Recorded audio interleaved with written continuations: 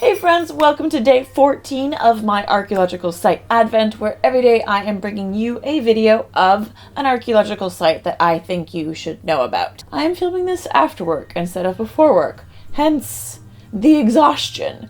But you know, we must persist in order to finish the advent. It is going to happen on time, but this is what I wore to work today. It was a sweater, a different sweater than I have been wearing in any of the other videos, so that's fortunate. And yes, I do wear my own merch to work. The best thing is that when people look at it and they go, "Who's Raven?" and I just kind of go like, "Me.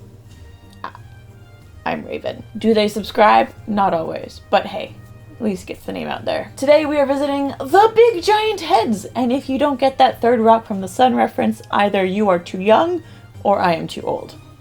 I can't decide which is which yet. But if you have not seen that show, you're missing out on a young Joseph Gordon-Levitt in all of his long-haired glory. So go watch it. Also, like John Lithgow, fantastic human being. But we're not seeing that. We're actually going to be seeing the big giant heads on Mount Nemrut in Turkey. Mount Nemrut is a mountain in southeastern Turkey, famous for the large number of statues at its peak of what is assumed to be the mausoleum of Antiochus I, who reigned over the kingdom of Commagene in the 1st century BCE. Commagene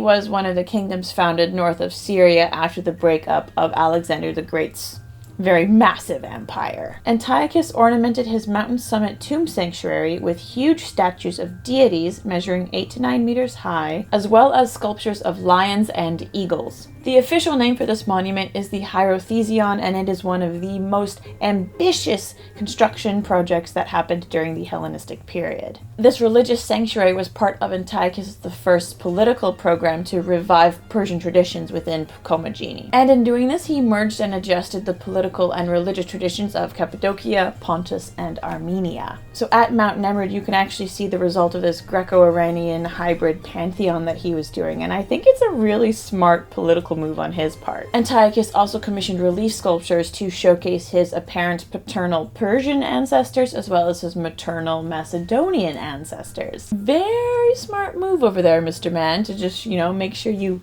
claim authority from all the things. It's really very smart, very smart. Excavations at Mount Nemrut began in 1954, and the actual tomb of Antiochus has yet to be found, but it's still believed that the burial is at this site. Why all of the heads of the statues were decapitated?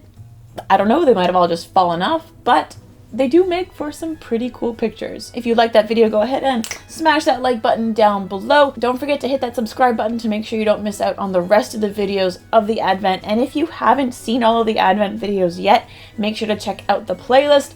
It is full of really fun, cool sites that you might not have heard about. Big thank you to all of my patrons over on Patreon. If you like the channel, you want to help support it, head on over to Patreon and become a patron. Here are all of my socials. And as always, stay dirty, my friends.